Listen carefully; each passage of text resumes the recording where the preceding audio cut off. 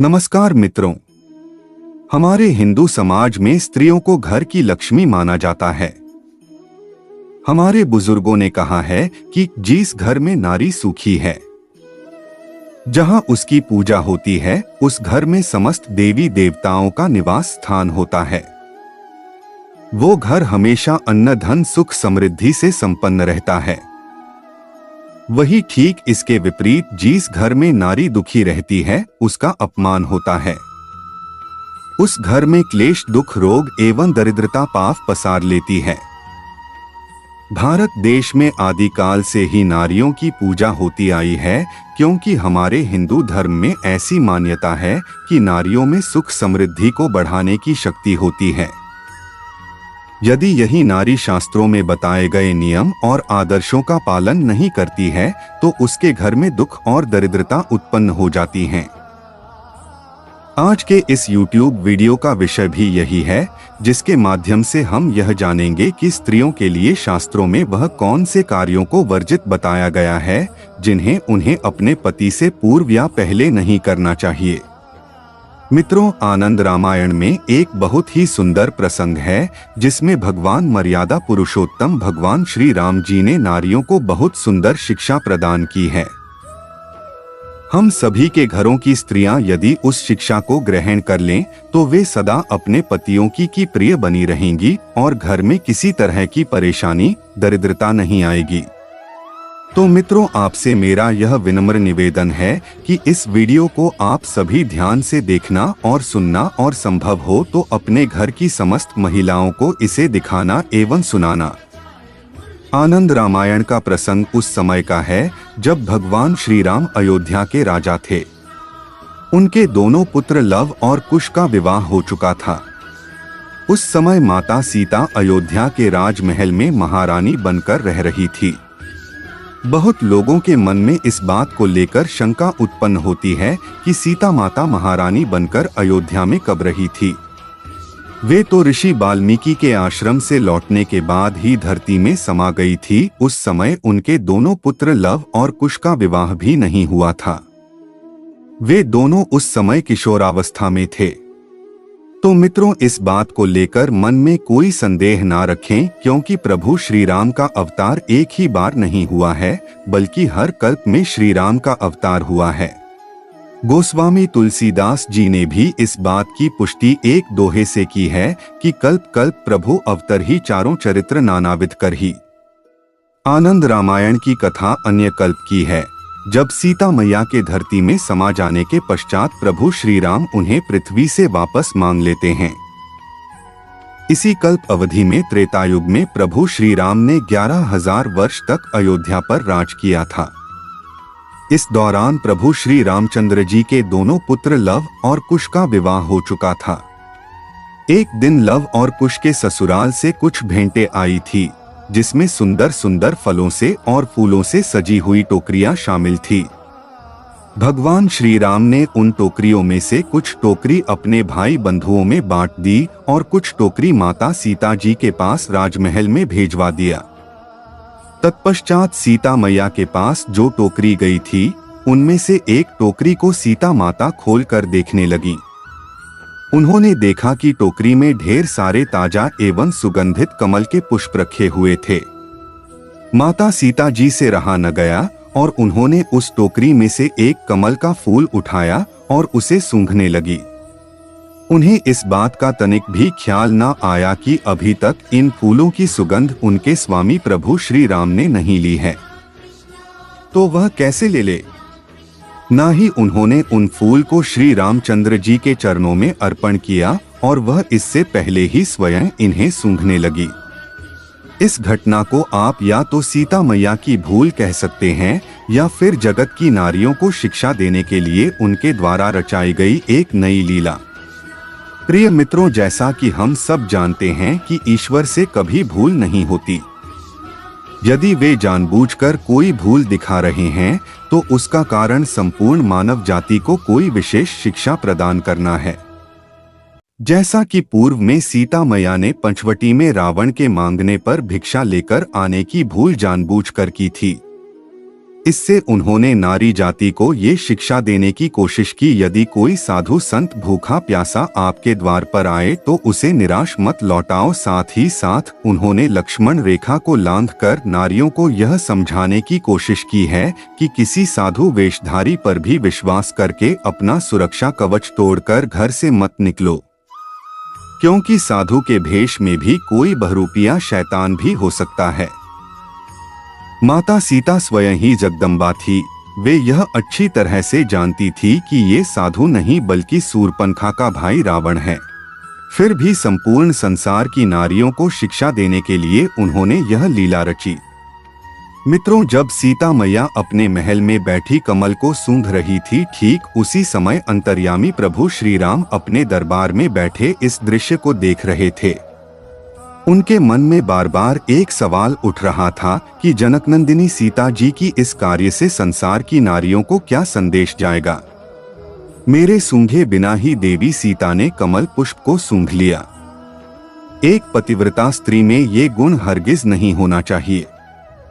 यदि कोई स्वादिष्ट भोजन पति से पहले स्त्री को खाना ही है तो पहले पति को अर्पण करके या उससे अनुमति लेकर वह इसे ग्रहण कर सकती है। इससे उसी स्त्री पर पति के अनादर का दोष बिल्कुल भी नहीं लगेगा। एक स्त्री को पृथ्वी की तरह सहनशील होना चाहिए, क्योंकि एक घर में परिवार के सभी सदस्यों को खाना खिलाने का जिम्मेवारी भी उस घर के नारी के ऊपर ही होता है। चूंकि नारी जो सबके भोजन पानी की चिंता करती है, इसलिए भारतीय समाज में नारियों को महान कहा जाता है। कहते हैं, जिस घर में कोई नारी नहीं होती वहां के लोगों को भरपेट भोजन भी ढंग से नसीब नहीं होता। इसीलिए कहते हैं, नारी के बिना घर घर नहीं होता बल्कि एक पत्थर का एक मकान होता है। एक नारी ही है जो घर को सजाती तथा संवारती है, इसलिए उसे गृहिणी कहा जाता है। आप अपना घर चाहे कितना ही सुंदर क्यों ना बना लो, घरों के फर्श को संगमरमर के पत्थरों से सजा लो, लेकिन जब तक उस घर में एक स्त्री नहीं होगी तब तक वो घर खुशियों से रोशन नहीं होगा। प्रभु श्री राम ने सोचा कि इस समय यदि वे चुप रह गए तो देवी सीता जी के दिखाए गए इस मार्ग पर चलकर संसार की समस्त नारियां ऐसा ही भूल करने लगेंगी। यही सोचकर वे सीता मैया के पास गए।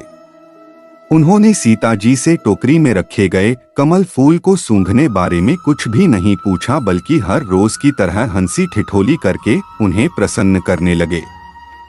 मित्रों, इस प्रसंग में भी प्रभु श्री राम पुरुषों के लिए एक बहुत बड़ी सीखने योग्य बात बता रहे हैं कि यदि आपके घर की स्त्री से जाने अनजाने कोई भूल हो जाए तो पुरुषों को चाहिए कि वे उन्हें डांट फटकार ना लगाएं, बल्कि उन्हें इस तरह से समझाएं कि उसे अपनी गलती का एहसास भी हो जाए और वह खुद को अपमानित भी ना महसूस करें। क्योंकि ऐसा हो सकता है कि गुस्से में पुरुष किसी अपशब्द का प्रयोग करें और आगे चलकर ये अपशब्द ही आपके हंसते खेलते घर में फूट डाल दे। अक्सर ज्यादातर लोग यही भूल करते हैं। इस गलती से पुरुष को बचना चाहिए, क्योंकि जो काम बिगड़ना था वो तो बिगड़ चुका। अब आपके गाली देने से या अपशब्द बोलने से वो ठीक नहीं हो जाएगा, बल्कि इससे आपके आपस के रिश्ते बिगड़ सकते हैं।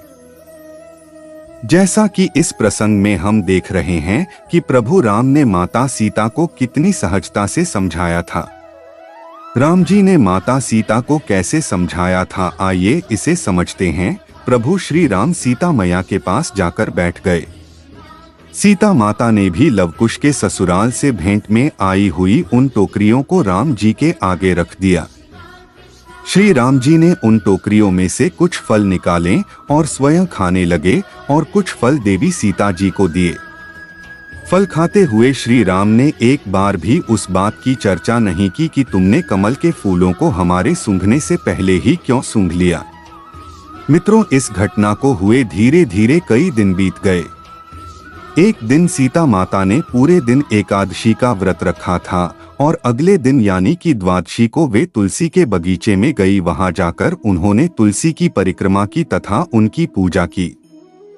एकादशी व्रत रखने के कारण सीता मैया के शरीर में कुछ कमजोरी सी थी। वो कुछ लड़खड़ा कर चल रही थी, तभी उनकी साड़ी के पल्लू में फंसकर तुलसी का एक पत्ता टूटकर पृथ्वी पर गिर पड़ा। द्वादशी के दिन उस तुलसी पत्ते को टूटा हुआ देखकर सीता मैया को अपनी गलती का एहसास हुआ। फिर उन्होंने उस टूटे हुए पत्ते को उठाकर उसे प्रणाम करके उसी बगीचे में फेंक दिया और चुपचाप से महल में लौट आई। मित्रों, संयोगवश उसी दिन नारद मुनि भी भगवान श्री राम के महल में पधारे हुए थे। प्रभु श्री राम ने नारद जी का खूब स्वागत सत्कार किया और उन्हें अपने समकक्ष भोजन के आसन पर बैठाया। प्रभु श्री राम जी ने सीता मैया से खुद के और नारद जी के लिए भोजन परोसने को कहा। माता सीता ने 2 थालियों में भोजन लेकर एक थाली प्रभु राम के आगे रखी और दूसरी थाली नारद मुनि के आगे रखने को चली। उसी समय नारद मुनि बोले, हे माता, मुझे क्षमा करना। आज मैं आपके द्वारा परोसा हुआ अन्न नहीं खा सकता, क्योंकि आज आपने एक बड़ा भारी पाप किया है। आज द्वादशी है और द्वादशी के दिन आपने एक तुलसी के पत्ते को तोड़ दिया है, जबकि शास्त्रानुसार ऐसी मान्यता है कि द्वादशी को, संक्रांति को, चतुर्दशी को, शुक्र और मंगल के दिन, सूर्य और चंद्र ग्रहण के समय सूर्यास्त से पहले और सूर्यास्त के बाद घर में संतान का जन्म होने पर, किसी का देहांत होने पर जो लोग तुलसी के पत्ते को तोड़ते हैं, वे लोग तुलसी के पत्तों को ना तोड़कर भगवान का सिर काटते हैं। प्रभु श्री राम को तो सब पता ही था, क्योंकि यह लीला उन्हीं ने स्वयं रची थी। उनकी मर्जी से ही नारद मुनि ये सब कर रहे थे। सब कुछ जानते हुए भी प्रभु श्री राम नारद मुनि से पूछने लगे, हे देवर्षि, क्या इस पाप के प्रायश्चित का कोई उपाय हो तो उसे तुरंत सीता को बताएं, जिससे वह अपने पाप से छुटकारा पाले। तब जाकर नारद मुनि बोले, हे भगवान, इसका एक ही उपाय है। यदि देवी सीता उस टूटे हुए तुलसी के पत्ते को अपने पतिव्रत धर्म की शक्ति से उसके पौधे से पुनः जोड़ दें तो इन्हें इस पाप से मुक्त मिल सकती है। सीता मैया बोली, हे देवर्षि, इसमें कौन सी बड़ी बात है? मैं अपने पतिव्रता धर्म की शक्ति से उसे अभी जोड़ देती हूँ। इतना कहते हुए सीता माता पुनः उस तुलसी के बगीचे में गई और टूटे हुए तुलसी के पौधे को श्रद्धा पूर्वक प्रणाम करती हुई भक्ति भाव से बोली, हे तुलसी, यदि मुझे में पतिव्रता की शक्ति है तो ये आपका टूटा हुआ पत्ता फिर से आपके अंग से जुड़ जाए। इतना कहने के बाद जब सीता माता ने थोड़ी देर बाद सामने देखा तो वो तुलसी का पत्ता वापस जुड़ा ही नहीं था। यह देखकर सीता माता बहुत दुखी हुई। वह यह सोचने लगी कि मैंने अपने पति के विरुद्ध कौन सा अप्रिय कार्य कर दिया है जो मेरे सतीत्व की शक्ति लुप्त हो गई।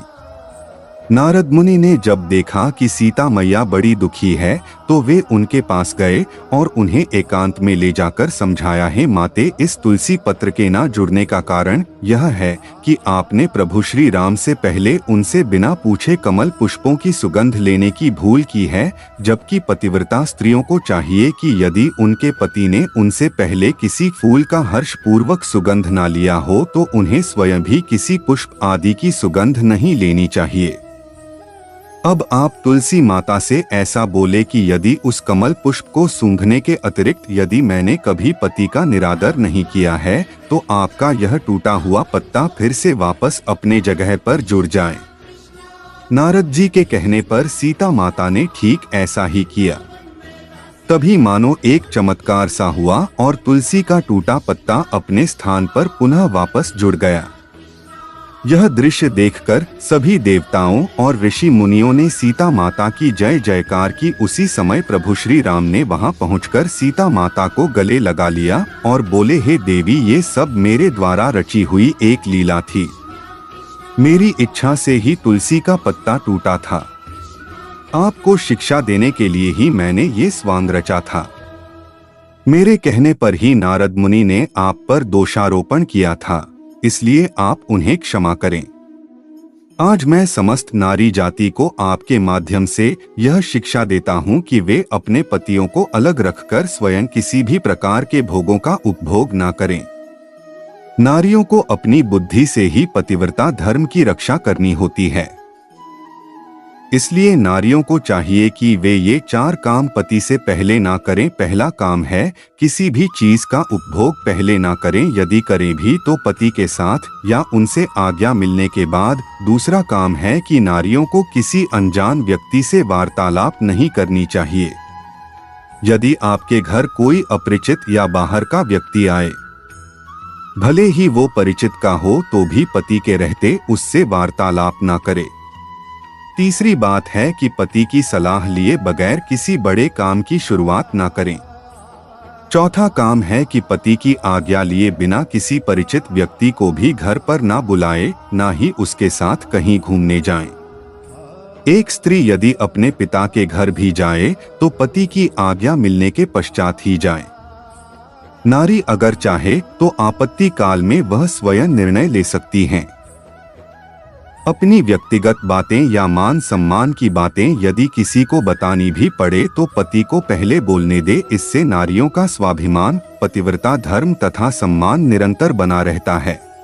मेरे प्यारे मित्रों, अगर आपको इस YouTube वीडियो में हमारे द्वारा बताई गई बातें अगर अच्छी लगी हो तो कृपया आप मेरे चैनल धार्मिक भावना को सब्सक्राइब कर दें। तत्पश्चात इस वीडियो को लाइक जरूर करें तथा इस वीडियो को ज्यादा से ज्यादा लोगों तक शेयर करें, क्योंकि धर्म के प्रचार प्रसार के इस नेक कार्य में आपका सहयोग अपेक्षित है। अगर इस विषय पर किसी का कोई भी सुझाव या सवाल है तो वो मुझे YouTube कमेंट बॉक्स में जरूर लिखें। धन्यवाद।